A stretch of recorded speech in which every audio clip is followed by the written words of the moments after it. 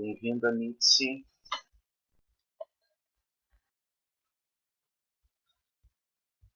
Então, gente, bom dia. Conforme eu tinha comentado, estou gravando a aula, né? Já comecei a fazer a gravação da aula para vocês terem disponível ela depois para darem uma olhada, além dos slides, ter o que a gente conversou e o que foi falado, né? E acredito que todos já estamos na aula de hoje. Então, eu posso começar. Hoje, na semana passada, a gente falou sobre propriedades da carga elétrica, ou seja, sobre algo que, ao mesmo tempo que é muito pequeno, difícil da gente ter uma explicação prática a respeito do que é, mas também a gente consegue perceber alguns dos seus efeitos. Então, hoje a gente vai adiantar um pouquinho disso sobre algumas questões físicas relacionadas com a carga elétrica e a partir disso como é que vai ser descoberto. Chegou o Diego agora, bem-vindo, Diego, Canisa, tá? Então, o Diego saiu. Acho que ele foi desligar o som e saiu da reunião, mas agora ele pode voltar tranquilamente. Agora ele voltou. Então, não, tranquilo, então. Então, hoje a gente vai seguir com essa questão a partir da carga elétrica, né?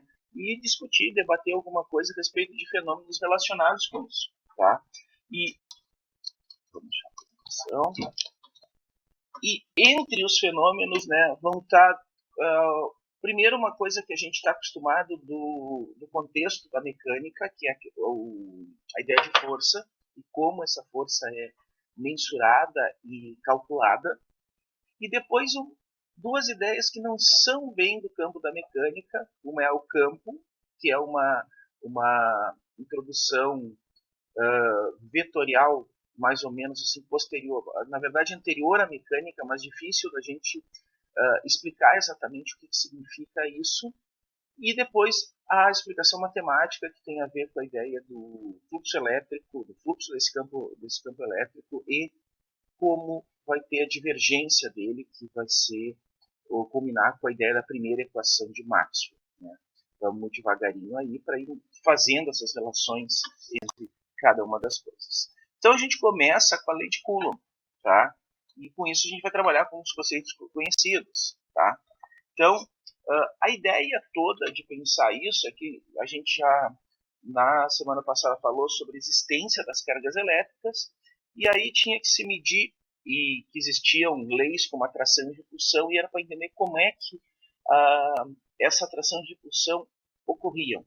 Então, Charles Coulomb, século XVIII, né, ele inventa uma balança de torção e a partir disso ele percebe que a força de repulsão entre duas esferas, a força de atração entre duas esferas carregadas de forma diferente, né, de forma inversa, uma positiva e uma negativa, era inversamente proporcional ao quadrado da distância de separação entre elas. Isso copiava, digamos assim, as ideias que o Newton já tinha debatido a respeito da força gravitacional. E se a gente for avançar um pouquinho, essa é uma característica de forças onde que a gente cria campos conservativos, ou seja, que usando somente essa força, o trabalho realizado não transforma integralmente energia potencial em energia cinética. Então, é uma ideia, mas foi a primeira coisa que o Coulomb mede, tá? Então, pensando nisso, né, porque tem que levar em consideração a força, a potência das cargas e essa distância, a fórmula que ele encontra é muito semelhante à do Newton lá, tem uma constante de proporcionalidade que vai ser medida pela balança de torção, o produto entre as duas cargas envolvidas, e aqui eu estou falando em módulo, por isso está um sinal de módulo aqui, inversamente proporcional ao quadrado da distância. Se nós pensarmos na força gravitacional, aqui aparecia o G do Newton, Gzão, e o produto das duas massas envolvidas sempre com o R ao quadrado. Lá na fórmula da força gravitacional tem um sinal de menos, porque essa força é sempre atrativa. Tá? Aqui, como tu tem a possibilidade da força atrativa ou repulsiva, não aparece o menos de forma explícita. Tá? Então a gente vai ter essa situação, a força negativa, justamente porque uma força atrativa reduz o potencial do sistema. Então está aqui as ideias das forças, ó. Q1 e Q2, como estão na fórmula, e a distância R separando entre elas forças atrativas e repulsivas. E essa constante de proporcionalidade, ela vale, aqui é o arredondamento, né, mas a gente chuta 9 vezes 10 na 9 dentro do sistema internacional. Ela está ligada, basicamente, esse 1 sobre 4 pi epsilon 0. O epsilon 0 está relacionado com a permissividade elétrica do vácuo, e essa constante 1 sobre 4 pi epsilon 0 aparece por conta da gente usar o sistema internacional. Se fôssemos usar outro sistema, a gente desapareceria com esse 4 pi daqui, mas não é o nosso caso. Tá? Então, está aqui, sistema internacional. O epsilon 0, permissividade elétrica elétrica do vácuo, ela tem esse valor também, 8, pequenininha, 8,8542 vezes 10 a menos 12 no sistema internacional, é uma constante medida dessa forma. Na forma vetorial, tem essa cara, a força, eu botei a forma vetorial para dizer que a força é orientada pelo vetor que une as cargas, né? Então a direção dela é sempre na direção da linha que une as duas cargas, não necessariamente o sentido definido pelo sinal das cargas, mas a direção é a mesma. Então, se a gente for comparar, e eu falei sobre a questão da força gravitacional, né? Se eu calcular a força de atração no átomo de hidrogênio, tem um elétron e um próton, estão ali bonitinhos, ó. A gente tem as massas, por exemplo, isso é tudo tabelado, né? Massa do próton, massa do elétron, a carga deles, tá? Em valor absoluto, e a distância dentro do átomo de Bohr, lá que a gente faz do primeiro nível. Calculando pela fórmula que a gente tem, a força dá 8,2 aproximadamente vezes 10 na menos 8 newtons. Tá? Se a gente fizer um exercício e comparar a força gravitacional está ali com a cara, eu estou considerando em módulo, né? A constante de gravitação do G do Newton, a massa do próton, a massa do elétron e o R ao quadrado. Se eu fizer uma comparação entre elas, eu não me interessa o R nesse caso, porque o R vai ser o mesmo, eu faço uma comparação e vejo que a força elétrica comparada com a força gravitacional, a razão é 2,27 vezes 10 na 39. Significa que a força elétrica é aproximadamente 40 ordens de grandeza, não é 40 vezes, 40 ordens de grandeza maior que a força gravitacional. E por isso que na maior parte das situações, tá, a gente despreza a força gravitacional. Porque para existir para que a força gravitacional seja considerável, as massas envolvidas têm que ser consideráveis. E aí a gente tem exatamente essa noção. Só para ter uma ideia, apenas na ordem de grandeza das duas constantes, né, a constante da força elétrica é 20 ordens de grandeza maior do que a constante da gravitação, e a gravitação vai ser usada para sistemas macroscópicos com massas muito grandes, como o sistema planetário, sistemas astrofísicos. Tá?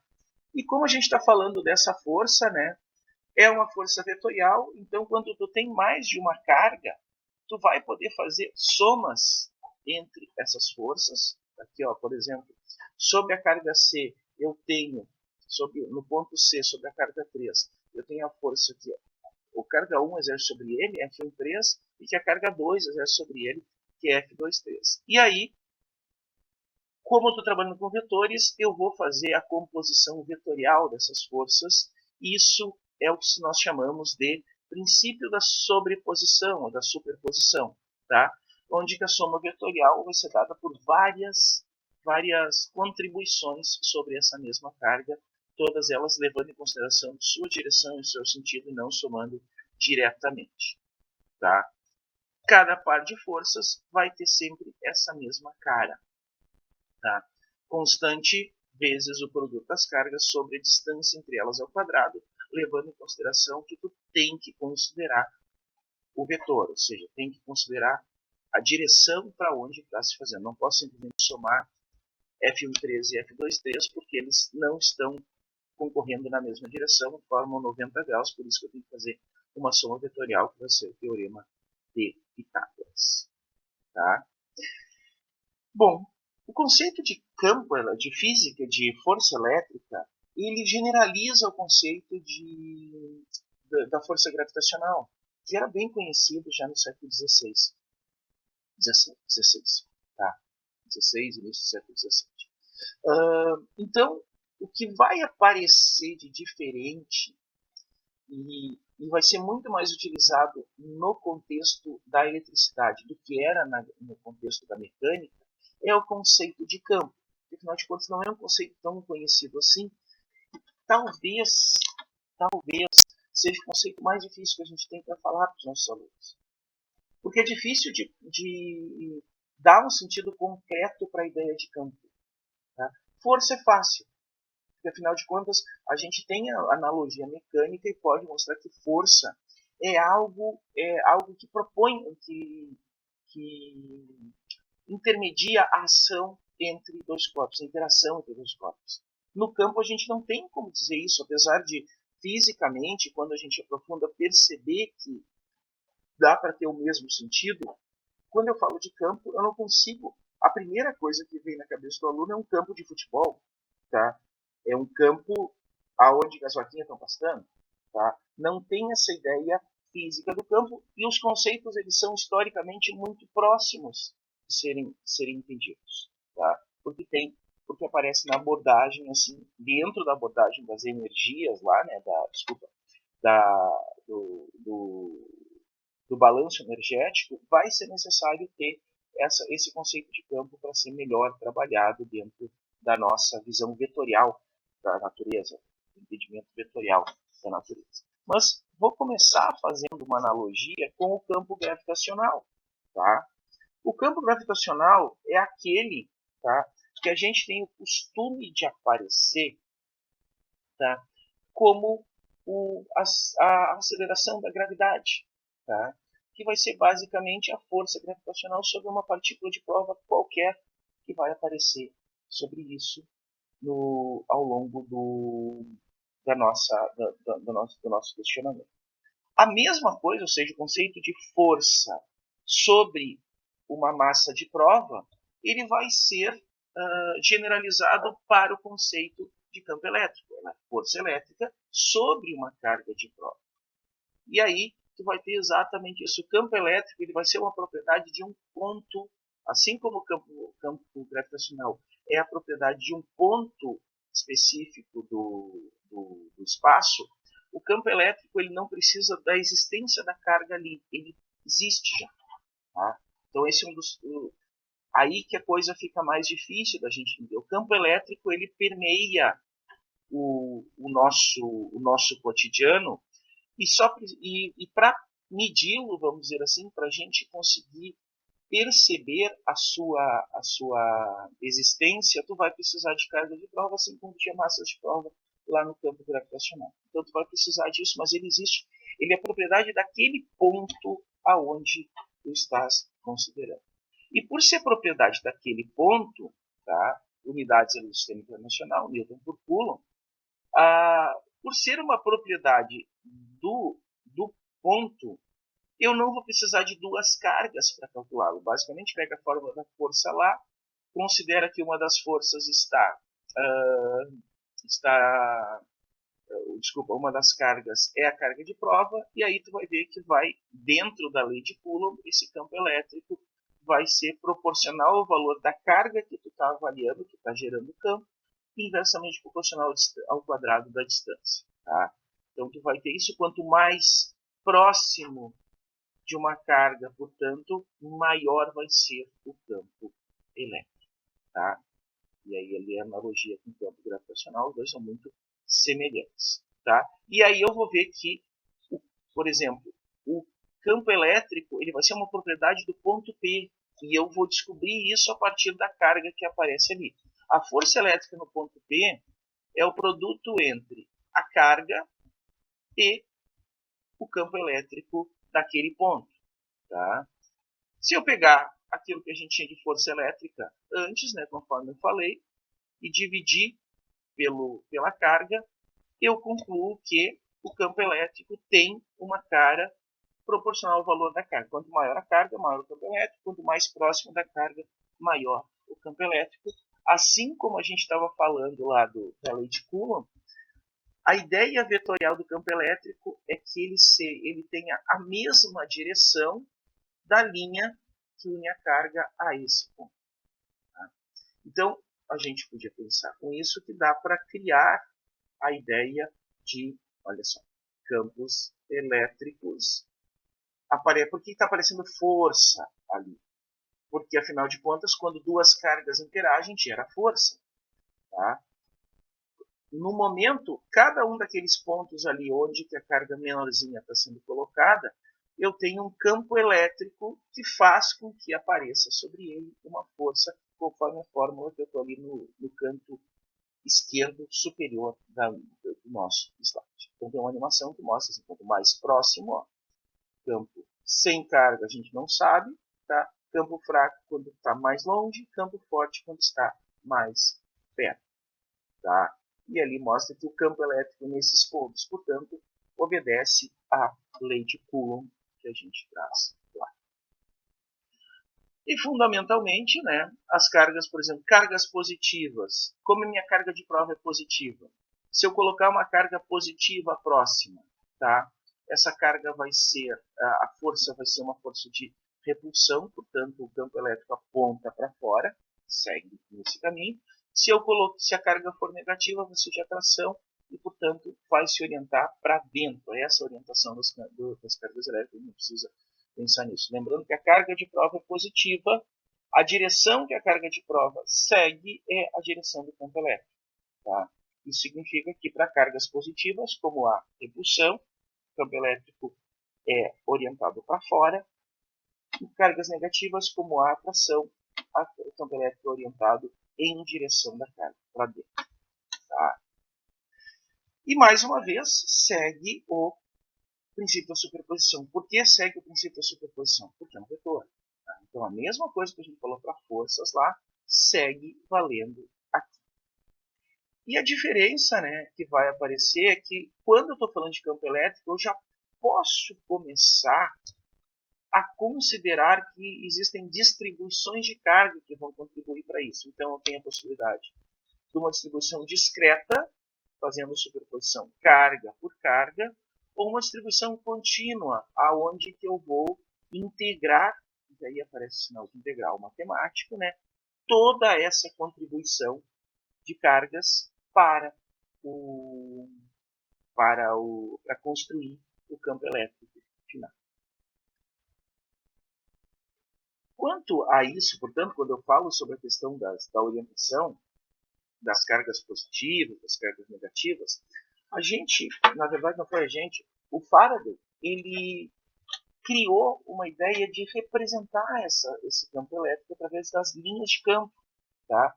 Não é algo real, uma representação assim, pictórica, né? Uma representação do real que a gente tem que é utilizada para poder descrever melhor esse campo elétrico. Tá?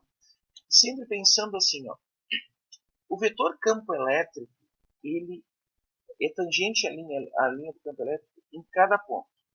Essa tangente nesse sentido não vai seguir a linha. Tá? O campo elétrico é grande onde as linhas do campo estão próximas e pequeno onde as linhas do campo estão bem separadas. Significa que as linhas do campo também nós vamos pensar na densidade delas como uma medida da intensidade do campo elétrico. Tá? Então, tu vai ter, por exemplo, aqui ó, as orientações que eu falei, as linhas de campo orientadas para fora, e como o campo elétrico naquele ponto está orientado para fora, mas a gente vai ver, por exemplo, que os campos elétricos, o valor do campo elétrico vai ter outro outro sentido, vai ter outro sentido, vai ser radial, né? Mas aqui mostra que isso é orientado para fora, e na carga negativa, orientada para dentro. Então, mostra, isso aí são as linhas do campo, as representações pictóricas do campo elétrico, tá? Que a gente vai trazer.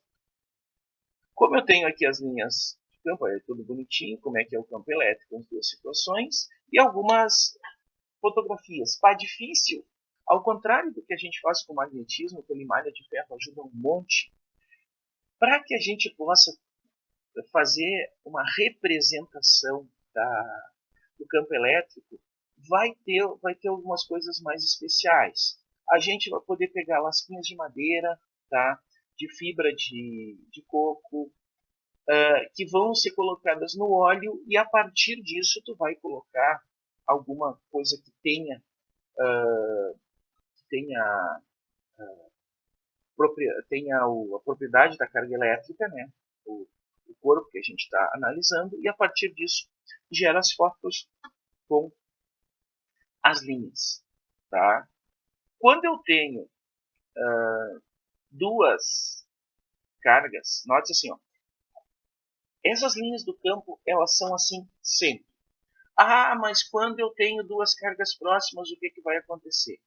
Quando eu tenho duas cargas próximas, vai acontecer de que as linhas do campo, elas vão, num determinado ponto, eu vou ter dois ou mais vetores que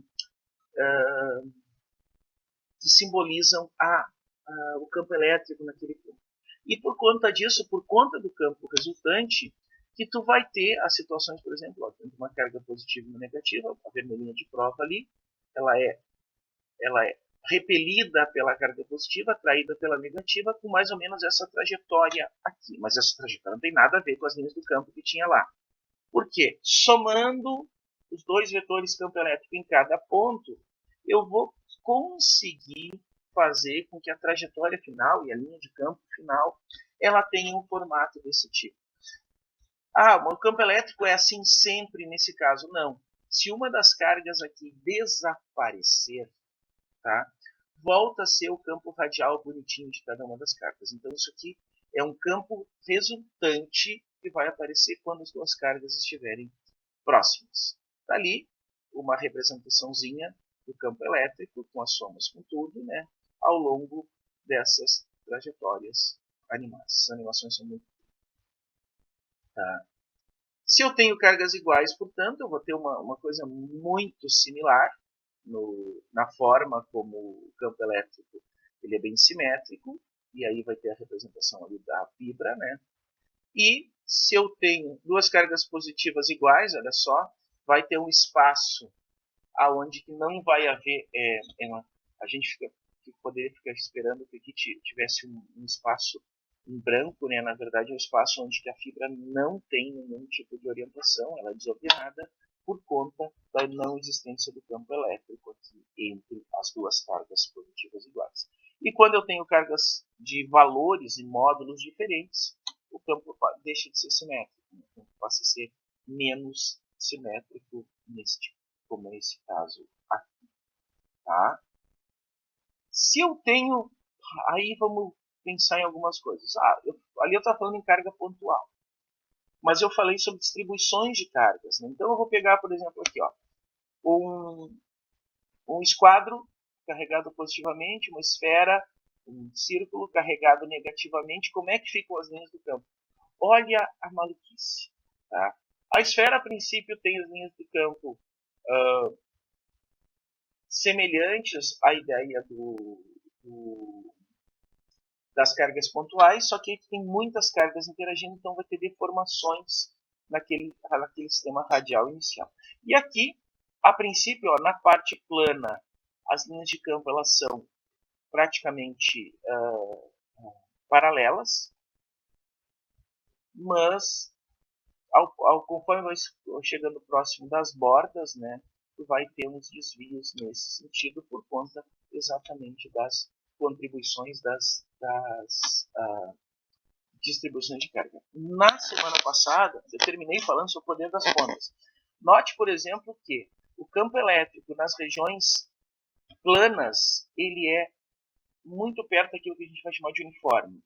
mesmo módulo, mesma direção, mesmo sentido, e quando chega aqui, ele passa a ter uma concentração maior de linhas de campo elétrico. Tem uma contribuição, uma quantidade maior de linhas de campo elétrico. Numa região muito pequena, eu vou ter uma densidade maior, e conforme a gente falou, densidade maior significa campo elétrico maior. Campo elétrico maior significa que existe uma possibilidade próxima da ponta de tu alcançar o rompimento da rigidez dielétrica, lembrem da aula passada, né, quando eu falei a respeito dos raios, rigidez dielétrica tem a ver com a capacidade isolativa de um determinado material. Tá? Quanto maior o campo elétrico próximo dessa ponta, portanto, mais próximo vai estar de romper a rigidez dielétrica e eletrizar e tornar essa região um campo elétrico extremamente forte e intenso. Na esfera isso não vai acontecer, tá?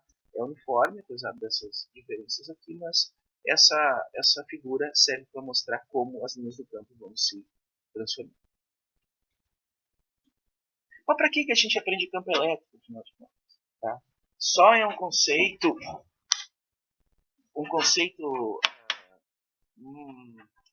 fantasmagórico, podia pensar assim, é um fantasminha que está aparecendo no nosso contexto da física, para complicar a situação que não era tão difícil assim.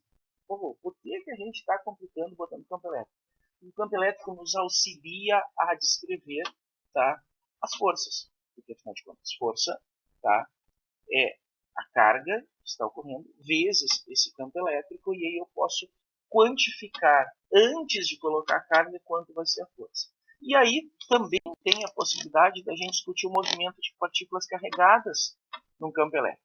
Lembrem ali, quando eu falei no final, né, que próximo na área plana, o campo elétrico, ele tem, as linhas do campo elétrico, elas são paralelas, tá?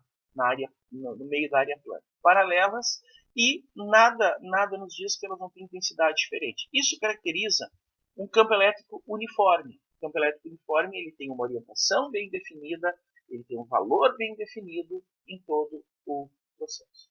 E, em geral, tu vai ter isso com placas. Tá? A força que vai aparecer, portanto, nesse campo elétrico uniforme, tá? É uma força muito bem orientada. Tá? E aí a força resultante, que é o produto entre carga e campo elétrico, tá? Permite que, e aí a gente volta lá para o básico da física, né? Que é saber que forças geram acelerações sempre, tá? Quando a gente aplica a segunda lei de Newton, vai ver que a aceleração da partícula ela é proporcional à sua carga e ao campo elétrico. Tá? Aqui bonitinho, os exemplos, né? Como é que é o campo elétrico. Tá? Se eu tenho um campo elétrico uniforme, como é o caso que eu estava falando, ele tem módulo e direção constante, a aceleração vai ter o valor constante. Tá? Então, pensando assim, ó, no eixo X, tenho as cargas ali, uma carga positiva e uma negativa, liberadas do repouso dentro do campo elétrico. O movimento delas segue o campo elétrico. Conforme eu falei para vocês, as cargas positivas seguem a orientação do campo, as cargas negativas, vamos dizer assim, remam contra a maré, vão ser direcionadas em sentido contrário ao campo. Tá? E isso, a questão da aceleração constante, ocorre, por isso que muitas vezes se fala isso, em regiões longe das bordas, porque nas bordas já tem um efeito de dobradura e aqui o campo elétrico não é constante, vai ter algumas modificações, segue normalmente, mas não tem mais aquela aceleração constante que vai aparecer nas duas bordas. Está ali a aceleração, conforme eu falei ali, a questão das direções de aceleração das duas cargas. Tá? Se for lançado perpendicular, o que vai acontecer? O movimento, a aceleração que vai ocorrer, ela vai estar na direção do campo elétrico e vai fazer com que a carga elétrica tenha uma trajetória desviada. Se for uma carga positiva, desviada na direção do campo; se for uma carga negativa, desviada na direção contrária ao campo. Então a trajetória é um ramo de parábola enquanto que estiver entre as placas. Saindo das placas, não tem mais campo elétrico, segue a trajetória normal que tinha, não a original, né, mas a normal que tinha ao sair desse momento. Tá? Isso aqui é algo que eu vou depois deixar para vocês. Né? Dentro dessa figurinha aqui, olha só, isso aqui vai ser quase um lançamento de projéteis, né? Mas determinar qual a equação da trajetória da partícula dentro da região do campo elétrico. Lembrando que, no caso, a velocidade inicial está na direção x. Tá? Não há nenhuma força agindo na direção x. A carga é negativa e ela tem aceleração somente na direção y. Então, basicamente, é um lançamento de projéteis, só que ao invés de calcular a aceleração como g, a sua aceleração vai ser a aceleração causada pela força elétrica. Anotem aí, vai aparecer lá no Moodle direitinho para vocês, tá? Fazerem esse teste e depois, na semana que vem, me cobrem, eu vou dar a resposta para vocês, para a gente retomar nesse ponto. Tá? Para entender, portanto, isso, né, a gente já falou sobre o conceito de campo elétrico e sobre a representação que são as linhas de campo elétrico. E eu falei sobre densidade de linhas. Tá? Para dar sequência nessa questão da densidade de linhas, a gente vai aprofundar um pouco e falar sobre fluxo das linhas, fluxo do campo elétrico, que é uma ideia para entender a intensidade do campo elétrico. Tá? E aquela densidade que eu falei, o nome que a gente vai dar dentro da física é fluxo elétrico, densidade de número de linhas. Tá? Vai ser pensando que eu vou encontrar uma superfície, pensar num lugar, e a partir do número de linhas que estão entrando, saindo daquele local, eu vou ter o fluxo elétrico naquele ponto. Tá? Como eu falei, a densidade de linhas é proporcional à intensidade do campo elétrico. Aqui uma representaçãozinha. Campo elétrico, as linhas bonitinhas, definir uma área, tá?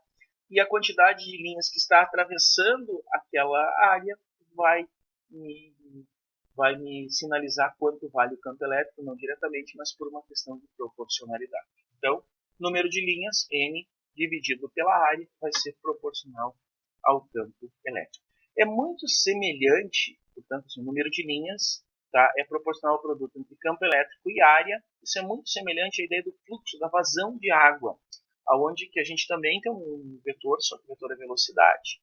E o fluxo de água, a vazão da água é velocidade vezes a área que a gente aprende lá dentro da hidrostática, apesar de não ser estática. Aí vai ser a ideia de mim. Então ali está o bonitinho, o exemplo que a gente tem. E esse produto entre campo elétrico e área, assim, semelhante lá, como na água, a gente chama de vazão, o produto entre velocidade e área, vazão ou fluxo da água. Aqui eu vou chamar de fluxo elétrico, não vai ter vazão elétrica nesse caso. E vou simbolizar pela letra grega φ. Tá? E vou colocar um E embaixo para dizer que é o fluxo elétrico, porque a gente vai voltar a falar de fluxo mais adiante em outro contexto no campo magnético. Tá? As ideias basicamente, tá? Assim que os dois é uma quantidade que ela é escalar, porque está falando de densidade do número de linhas, então é um escalar, e eu tenho o campo elétrico que é um vetor. Então eu vou pensar em dois vetores, um vetor campo elétrico e um vetor área, e a gente vai falar sobre isso. As unidades do sistema internacional estão ali embaixo, bonitinhas. Quando eu falo a respeito desta questão do vetor área, é basicamente a orientação da área. Tá? Se eu tenho uma situação desse tipo, ou seja, onde o campo elétrico atravessa perpendicularmente a superfície, o vetor área ele tem a mesma direção, porque o vetor área ele é perpendicular, ele é normal. Pausa do cachorro. O cachorro já parou. Ele é normal à superfície que eu estou falando. Então, tá? Na minha figura A, eu tenho as duas orientadas perfeitamente. Na figura B, olha aqui, ó, existe um ângulo, o vetor área ele é normal, ele é perpendicular à superfície, tá? E existe um ângulo, portanto, entre o vetor área e o vetor campo elétrico. Tá?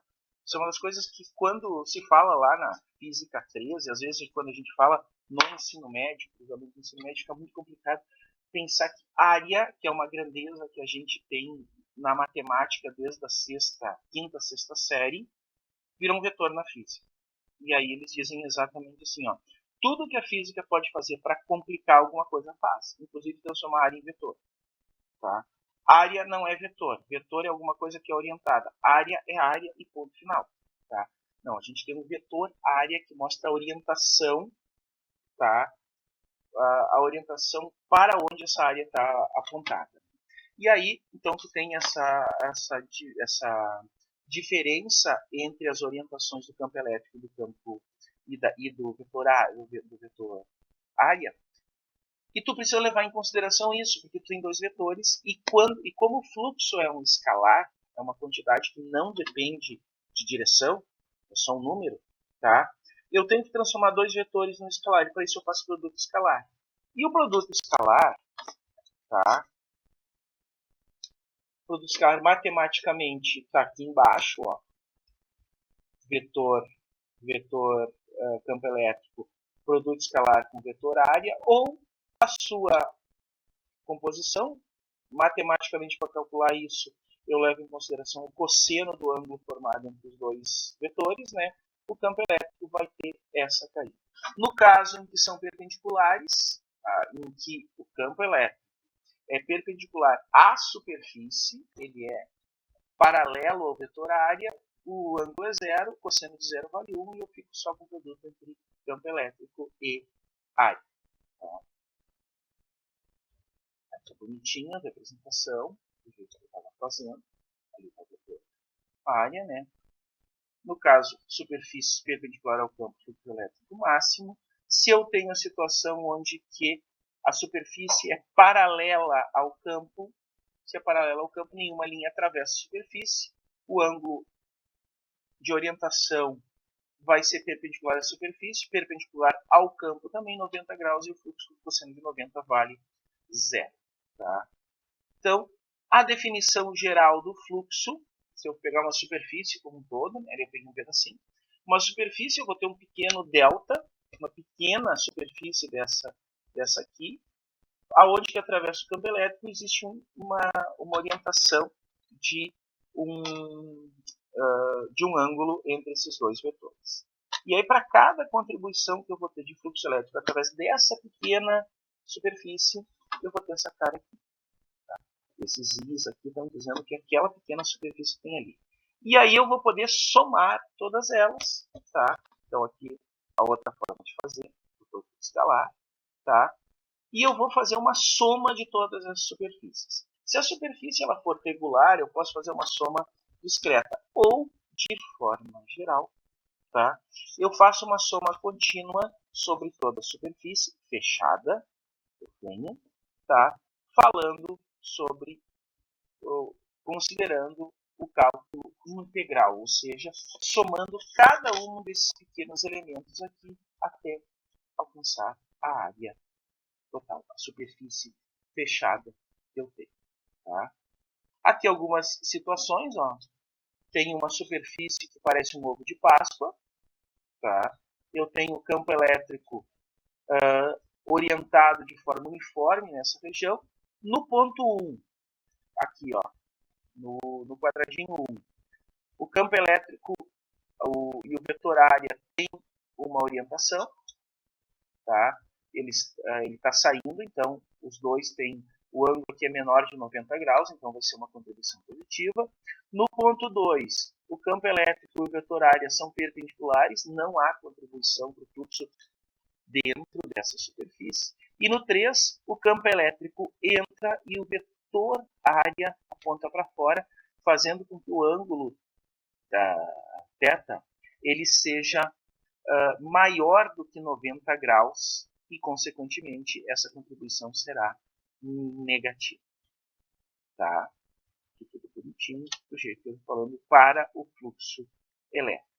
Aqui aparece a ideia da superfície fechada, né? Porque eu estou contando sobre toda essa superfície e eu quero ver quanto que é o fluxo através dela, o que entra e o que sai. Tá? A ideia do fluxo elétrico, portanto, é uma diferença entre os dois. Tá? Quando existe mais linhas saindo do que entrando, o fluxo elétrico é negativo. Quando existe mais linhas entrando do que saindo, o fluxo elétrico é positivo. Tá? E aí eu consigo determinar alguma coisa, digamos, de forma pictórica a respeito disso. Mas como é que eu faço esse negócio de ter mais linhas saindo do que entrando? Em geral, quando passa por uma superfície, tá? E existe uma questão nessa superfície do fluxo ser menor ou maior que zero, não estou falando aqui, ó, de cada um, mas existe campo elétrico e o fluxo é maior ou menor que zero, tem alguma coisa a ver sobre, fala alguma coisa sobre o que tem nesta superfície, tá? Uma informação que tem dentro dessa superfície. E para isso, a gente vai explorar um pouco das simetrias a partir de uma generalização da lei de Coulomb chamada lei de Gauss. Tá? Essa lei de não canta, tá? Mas a lei de Gauss ela permite para a gente calcular campo elétrico onde que tem as situações de simetria. Tá? E vou pensar o caso assim, eu tenho uma carga positiva, pontual, no centro de uma esfera. E eu quero, na verdade não é uma esfera, é uma superfície esférica. E eu quero determinar quanto vale o campo elétrico na superfície dessa esfera. Tá? Essa esfera ela não precisa existir, por isso que eu chamo ela de superfície gaussiana. Por que eu chamo ela de superfície gaussiana? Porque é uma superfície que eu crio, entre aspas, né, que eu modelo para ser a superfície por onde eu estou calculando o campo elétrico e calculando o fluxo do campo elétrico, tá?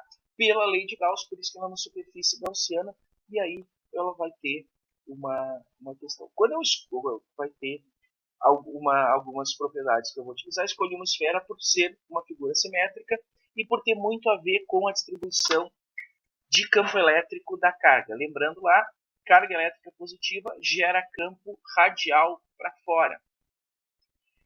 E pela lógica, assim, pontos que estão à mesma distância R da carga vão ter o mesmo campo elétrico. Porque, afinal de contas, campo elétrico é carga constante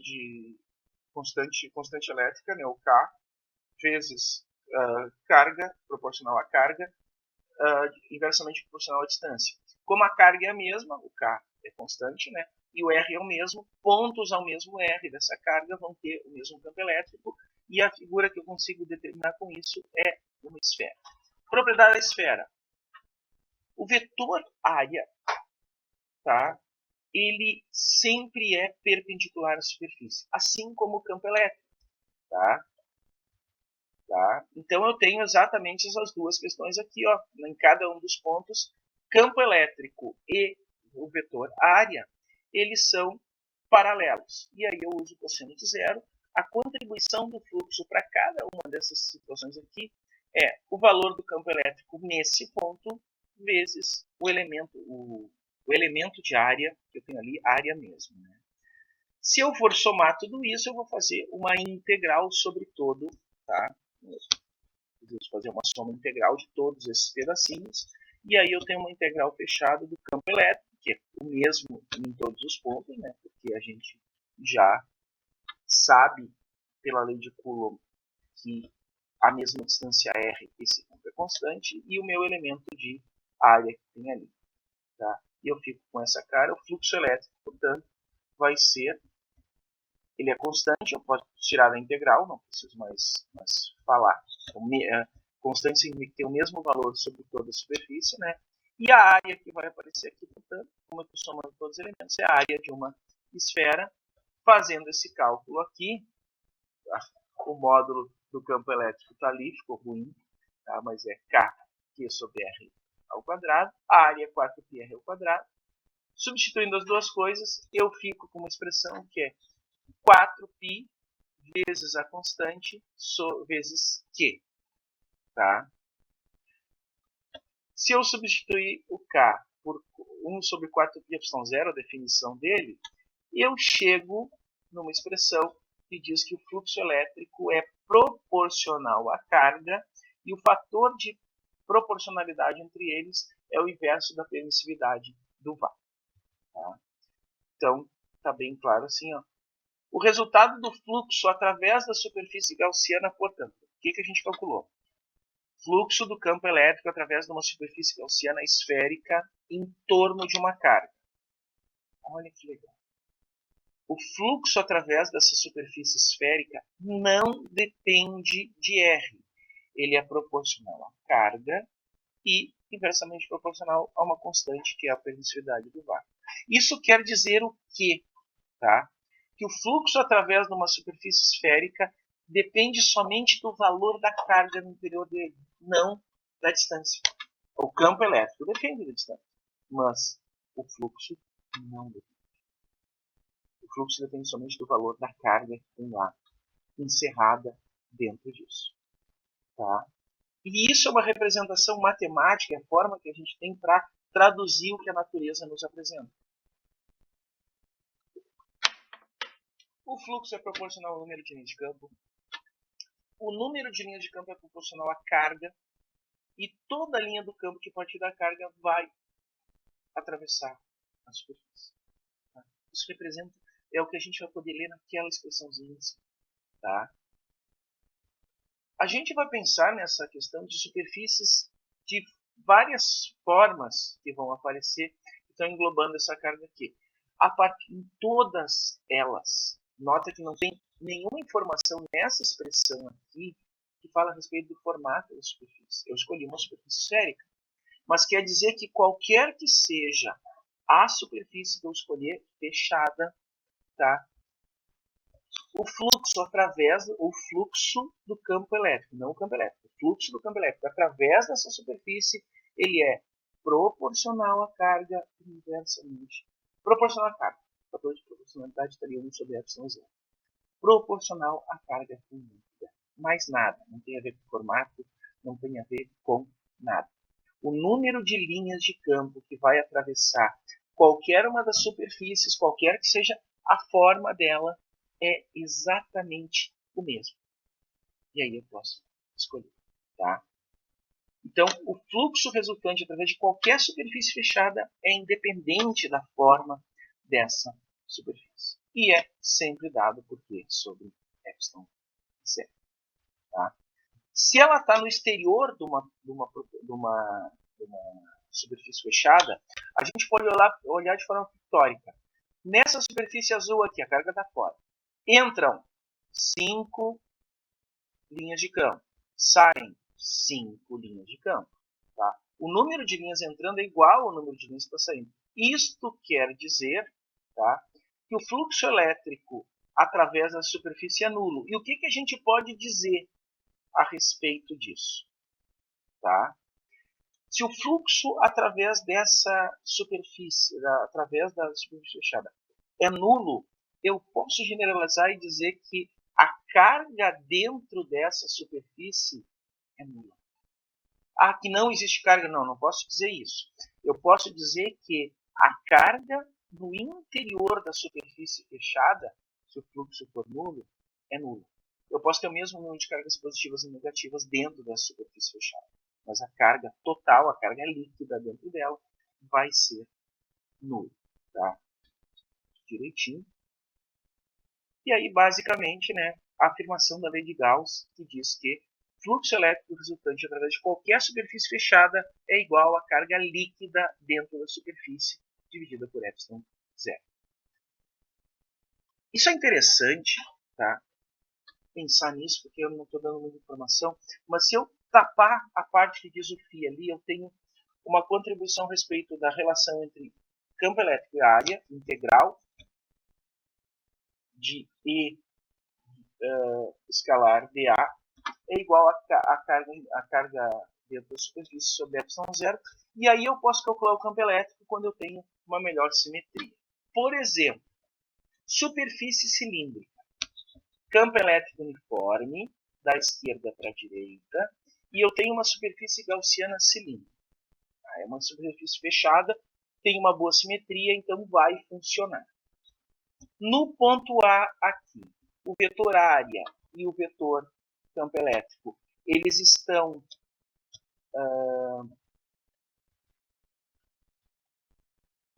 formando 180 graus, estão em direções separadas. Então eu posso colocar o cosseno de 180, que é menos 1, tá? E aí tem a contribuição do campo elétrico, que é uniforme, vezes a integral da área, que vai dar toda a área dessa superfície aqui, que é um círculo, πr ao quadrado. Ponto B, tá? Aqui em cima. O ângulo formado de campo elétrico do vetor área é 90, então dá zero, não tem contribuição. Ponto C. E isso vai valer para toda a superfície lateral do cilindro. Ah, mas é a maior parte do cilindro, não interessa. Para a superfície gaussiana que eu escolhi, essa contribuição não conta. Qualquer que seja o ponto ali, eu vou ter o vetor área e o vetor campo elétrico formando 90 graus. E no C, a orientação entre os dois é 0. Cosseno de 0 vale 1. Então, eu tenho E sobre πr ao quadrado. Somando os três termos, isso dá 0. E é de se esperar, porque afinal de contas o campo elétrico é uniforme. Tá? E a lei de Gauss me diz que o fluxo dentro de uma superfície está ligado à carga que existe dentro da superfície. O campo elétrico uniforme ele permeia todo o espaço e não tem nada que dê informação sobre o que tem dentro dessa superfície. Portanto, o fluxo elétrico zero me diz que nesta superfície aqui a quantidade de cargas positivas e negativas é estritamente a mesma. Pode ser 1 bilhão, pode ser 1 trilhão, pode ser 0. Eu não sei informação a respeito disso, mas eu posso manter a mesma.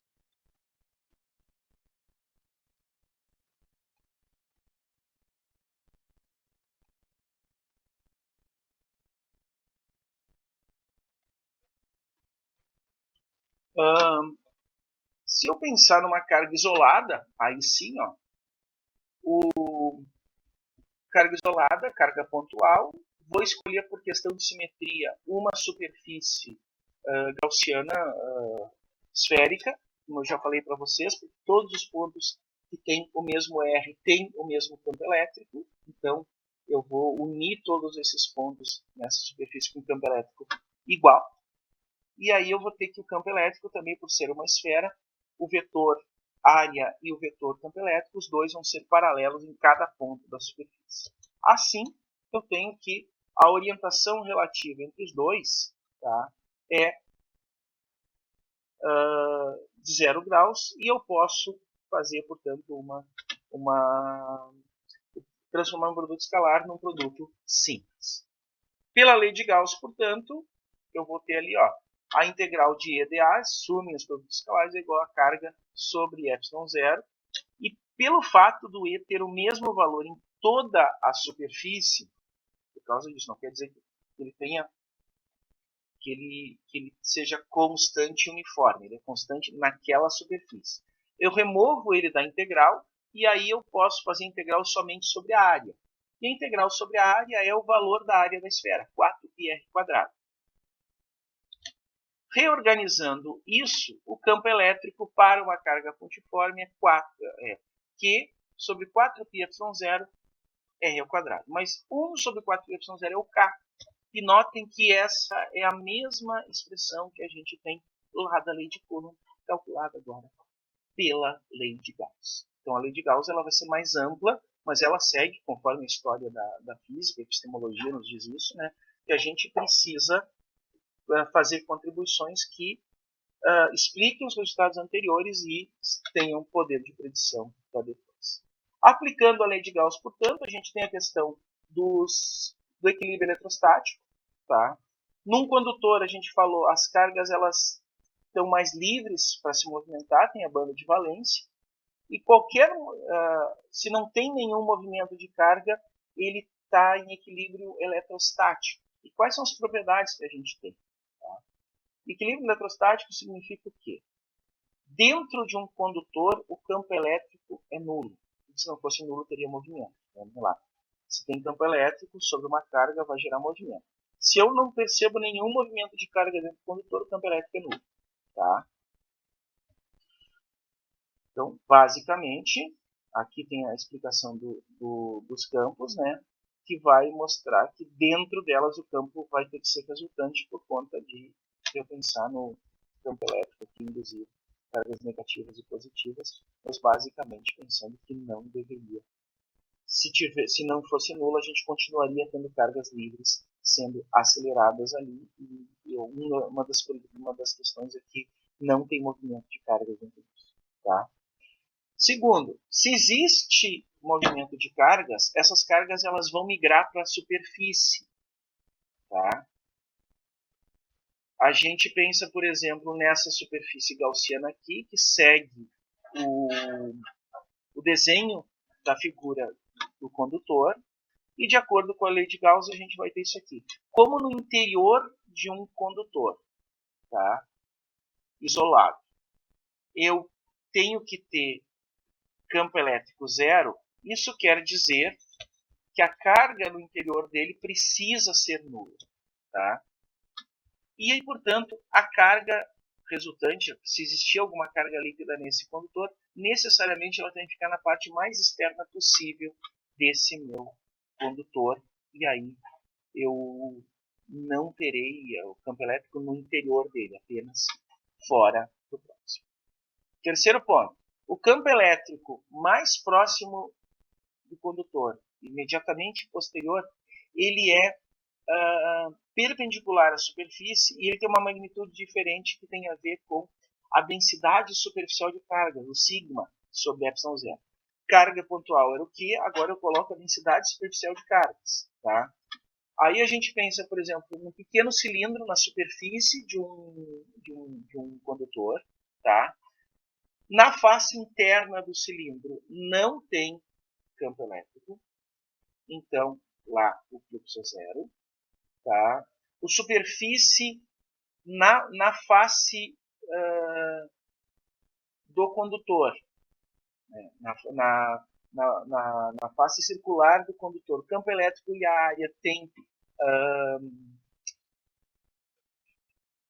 direções perpendiculares, também tem zero, então a única contribuição vai ser através daquela superfície perpendicular à superfície. A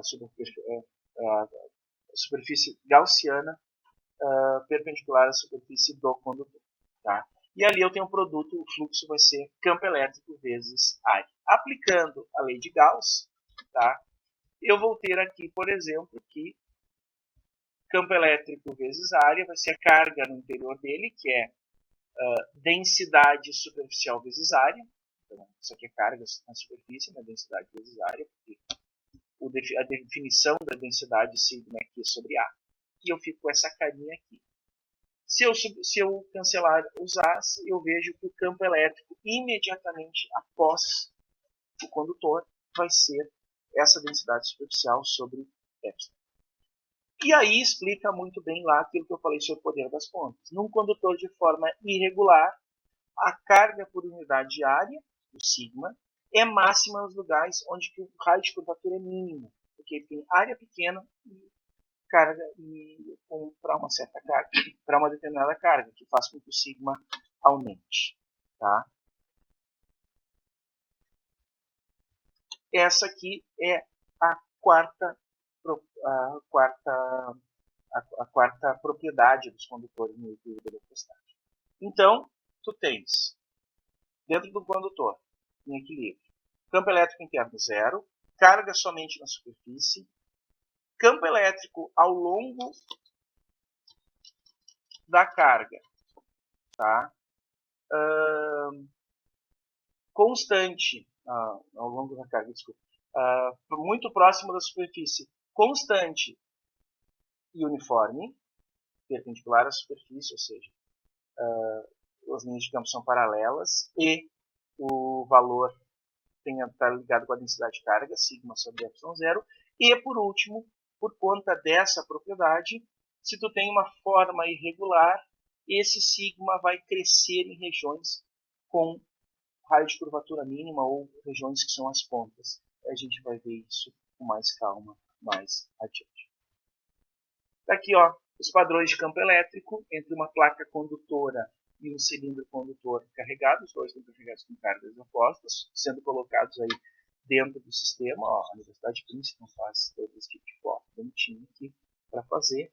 É mais difícil a gente fazer no laboratório para precisar fazer a dispersão das coisinhas em off. Tá? Mesma coisa de novo. Linhas de campo são perpendiculares aos condutores, tá? E elas só vão interagir, digamos assim, não tem linhas dentro do cilindro, isso é muito legal de ver, campo elétrico, desculpa, tá? E as linhas resultantes vão aparecer justamente por causa daquilo que eu falei lá, é resultante dos campos elétricos que a gente tem. Ufa, tá? O que a gente falou hoje está muito centrado na ideia de vetor, inclusive do escalar, tá? Mas aí a gente tem, por exemplo, o campo elétrico é uma entidade útil, mas difícil de explicar. Difícil de explicar para os estudantes, difícil de explicar para as pessoas em geral, tá? Difícil de explicar até mesmo para os físicos, muitas vezes. Porque o conceito de campo é um conceito muito matemático, um conceito que abandona um pouco a, a ideia original da física como uma ciência demonstrativa da natureza, uma explicativa da natureza. Tá? Mas a gente consegue explicar algumas coisas nesse sentido. E a gente é refém da abordagem vetorial por conta de que o Newton ganhou a batalha. Vou colocar bem assim. Tá? Lá pelo século XVII, a gente poderia ter dois tipos de abordagem diferentes, uma abordagem escalar e uma abordagem vetorial para a física. E o Newton, por conta da sua importância no cenário científico mundial e a sua toda a ressonância que teve o trabalho dele ao longo do tempo, fez com que a abordagem que não fosse centrada nos vetores, na abordagem geométrica, se vocês derem uma olhadinha nos princípios, por exemplo, o livro ele é essencialmente um tratado de geometria, que brevemente fala de física e mostra como se aplica isso, né? Mas a gente acabou tendo isso e explica muito a respeito de vetores. Também por causa que o cálculo, por incrível que pareça, é mais intuitivo do ponto de vista quanto à abordagem escalar. Mas a gente vai falar um pouquinho sobre abordagem escalar na próxima semana, tá? Aonde vai falar sobre conceitos de energia. E vou ser sincero com vocês, eu gosto muito da abordagem do conceito de energia porque ela é uma abordagem extremamente interdisciplinar. Por exemplo, nossos colegas da química, eles trabalham boa parte das suas práticas de laboratório centradas nos conceitos de energia. Eles têm vários conceitos de energia. Tá? O que a gente considera, eles têm energia livre de tudo quanto é tipo. Tem entalpia, tem entropia, que é para eles energia, não é o que a gente trabalha em termodinâmica. Tá? Então, tem situações que a gente vai falar. A biologia trabalha com sistemas de minimização de energia, que é um conceito físico que a gente considera extremamente difícil e os biólogos usam com a maior cara de pau possível, com menos cálculo do que a gente faz. Mas na semana que vem a gente vai falar um pouquinho dessa abordagem escalar para trabalhar. Conceito de energia, pensar na ideia do potencial elétrico, que é uma forma de descrever o campo. Claro, gente, a grande questão é até que ponto nós conseguimos ensinar o conceito de campo, entender o conceito de campo. Tá? Para isso, é necessário se entender o que é o conceito de campo e também pensar em como é que a gente vai ensinar. Por isso, tá? Ao longo da semana vai rolar, tá? Que eu vou conseguir colocar lá no aba, uma primeira tarefinha que vai ser vocês vão escrever a respeito do conceito de campo. Tá? Do conceito de campo na física. Como é que vocês compreendem, quais são as definições que vocês encontram e como é que vocês poderiam pensar em trabalhar esse conceito. Mas isso vai aparecer lá no app. Fiquem tranquilos, eu não estou pedindo para vocês nada desse tipo. Gente, ó, vocês me deixam falar, a aula vai rapidinho, 1 hora e pouquinho.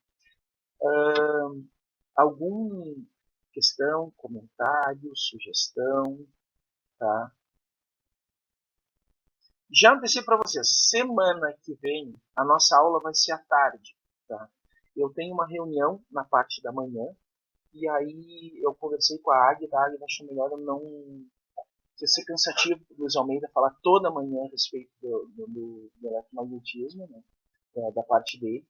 E aí eu vou trocar com a Águida. Então a Águida vai reforçar com vocês agora à tarde, né? Na semana que vem a gente vai fazer o seguinte: a Águida vai usar esse horário, às 10h30, para a disciplina dela, que é sequência, essa questão. E a minha aula vai ser à tarde. A gente pode começar 1h30 se for do interesse de vocês, na semana que vem. Aí pergunto para vocês. Pode ser as duas? Não tem problema, pode ser. 2 horas. Tá, 2 horas. Tá, eu já me agendo aqui para ficar as 2 horas então na próxima sexta-feira. Gente, algum comentário?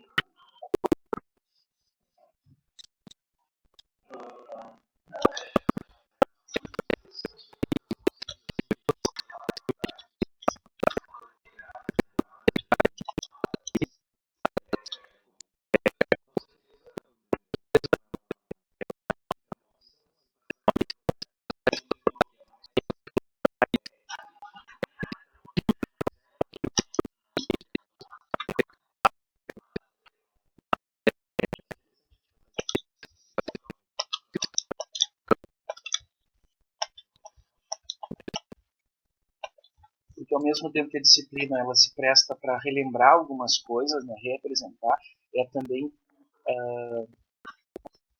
mesmo no curso, mesmo na licenciatura, tem algumas vezes que a gente, quando for apresentar física, no nosso caso aqui na FURG é Física 3, tá?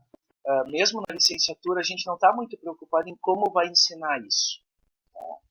E aí agora, digamos assim, o nosso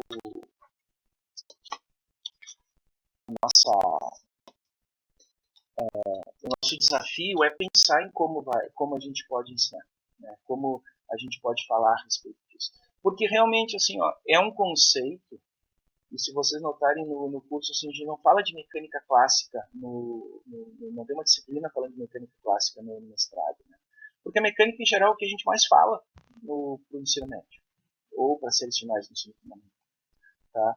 E aí tu tem desafios, por exemplo, de técnicas e táticas para ensinar alguns conceitos que estão no livro e não tem nenhum auxílio, livro nenhum traz nenhum auxílio para te explicar esses conceitos. Tá? Porque, ao mesmo tempo, para a gente é simplesmente assim, ó, é porque tem que ser, parece missa, né? A gente vai fazer isso agora porque está na liturgia da física e ponto final. Aquela representação que parece mais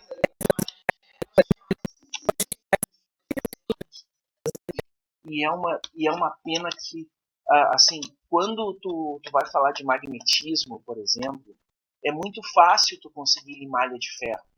Porque em malha de ferro tu põe em cima de um papel, põe o ímã na volta e tá descrito. Quando tu vai falar de campo elétrico, tu tem que conseguir, tá? O que o pessoal faz em geral? Óleo de cozinha, e aí já olha como o experimento fica caro, tá? Óleo de cozinha e cortiça ralada. Só que assim, ó, cortiça ralada, gente, tá? Se vocês têm o costume de beber vinho, vocês vão notar que as rolhas que vem hoje, cada vez são menos de cortiça, quando vem rolha na garrafa. Então tu tem que arrumar um lugar que tenha cortiça ralada. Que tenha cortiça para tu ralar, para fazer aquele tipo de coisa. Então acaba sendo um experimento que não é tão simples de ser feito. Tá? Mas é muito legal, por exemplo, no laboratório tem a possibilidade de, com óleo de transformador, né, tu fazer isso colocando, por exemplo, fios, tá, carregados para mostrar exatamente as linhas concêntricas, forma bonitinho isso, e os alunos conseguem perceber. Não tem nenhum fantasminha agindo ali, né? Mas é uma forma interessante de ser feita, mas tem que ser pensada com cuidado. Tá? Se tu conseguir os materiais, depois de conseguir os materiais, tu ilustra muita coisa e aí tu pode dizer assim, isso aqui é a representação das linhas do campo elétrico. O campo elétrico que tem na volta é esse. E tem o grande problema, eu gosto de trabalhar com física moderna, falei para você que no dia, o grande problema que a gente tem também para a eletricidade é que os equipamentos, não vou dizer os equipamentos top, mas aqueles equipamentos que mais despertam curiosidade, eles são difíceis de ser montados ou são caros. Gente, não tem aluno que resista ao gerador de Van der Graaf. Não existe aluno, tá? Por mais insuportável que seja, por mais não tô nem aí para isso, tá? É ter um negócio que gera relâmpagozinho, tá? Que muda completamente o contexto da aula. Só que um gerador tipo Van der Graaf, para fazer ele a partir de sucata, não é fácil. E para comprar um, não é qualquer escola que consegue. Gente, tem escola particular que não compra porque não vale a pena o investimento. Tá? Eu tô. Fala aí.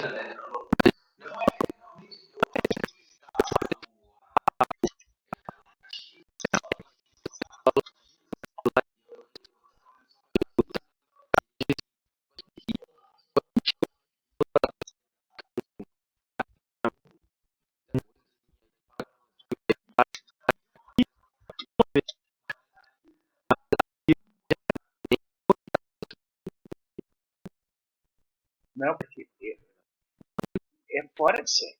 Tá? Tem questão de segurança, mas. Pode perguntar, Guilherme.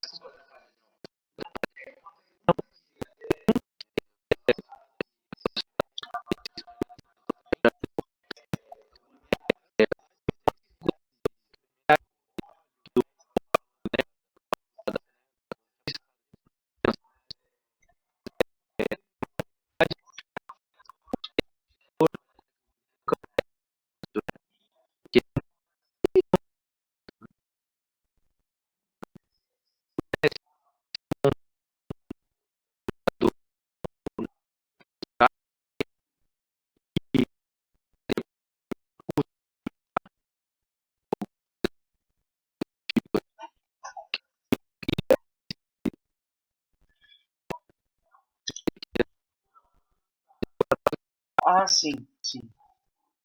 Mas uma das. Tu pode usar.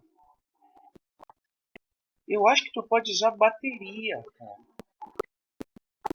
Bateria. É que bateria é sempre complicado, né? Se tu pegar uma bateria de carro, apesar de hoje ser quase impossível tu te machucar com uma bateria de carro, tá? Porque é completamente blindada, né? Não é aquelas baterias antigas que tu abria para botar água dentro, uma bateria, mas também não é um troço baratinho para fazer. Tem que saber montar. De repente, gente, seja até dentro dessa questão aí quando colocar a tarefa ali sobre os campos, de fazer, não precisa pensar, é um brainstorm mesmo, assim, de sugerir, aproveitar e o Diego Mesa lançou isso, de sugerir, ter sugestões a respeito de como é que a gente poderia gerar corrente elétrica suficiente para gerar campos desse tipo, para eletrização. Mas a princípio, tá, tu consegue fazer isso e é muito legal de fazer, não com bastão, não com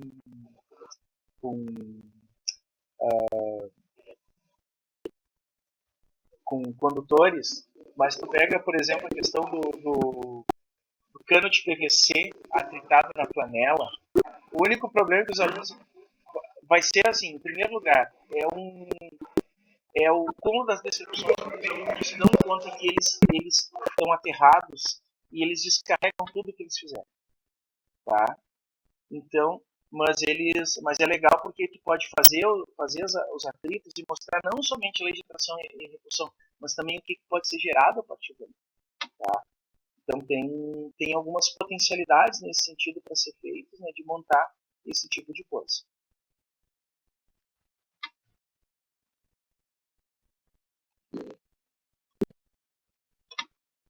Gente, mais alguma coisa? Pô, hoje eu achei que a aula ia quase até meio-dia, ó, vocês não interromperam no momento, eu vou falando. Acho que vou preparar uma aula mais longa, então, para a próxima sexta-feira. Isso é muito bom, professor. Essa parte é bem importante. Tá. Não, a gente vai ir debatendo a respeito disso, né? Porque, apesar de ser uma disciplina remota, a gente vai poder ter essa oportunidade, assim, de ir trazendo algumas ideias, né? Vou até procurar, assim, eu tenho uns vídeos legais da parte de magnetismo, de interações com a atmosfera, coisa desse tipo, mas eu acredito que tem os vídeos lá do canal de Princeton com todo esse tipo de mensagem. Liga o material e aí vai aparecer os condutores lá com campo elétrico sendo orientado, esse tipo de coisa, para fazer isso. O pessoal da USP faz, tá? Não sei se tem disponível, eu sei que faz. Na USP tem laboratório, como tem laboratório para um monte de coisa, eles conseguem ter dinheiro para botar um laboratório de física razoável para o eletromagnetismo e, inclusive, assim, se a FURB tivesse um curso de engenharia elétrica, nós teríamos um laboratório muito melhor de eletromagnetismo, certamente, porque aí eles iam exigir que a gente ensinasse eletromagnetismo às ganhas para o pessoal da engenharia. E hoje a gente tem, por exemplo, o curso de engenharia civil nem sequer tem a física 13.4 na física 2 anual. Nossa, olha só. Só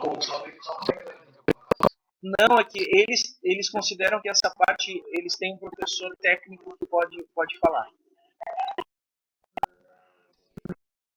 Só que eu tive a experiência, né, dos alunos, como os alunos não sabem o que é campo elétrico, eles decoram fórmulas. E eles não têm a mínima ideia de por que eles vão usar aquela fórmula. Leis de Kirchhoff lá, assim, o professor disse que nesse caso o sentido é horário. Tá, mas por que o sentido é horário? Não sei, é regra.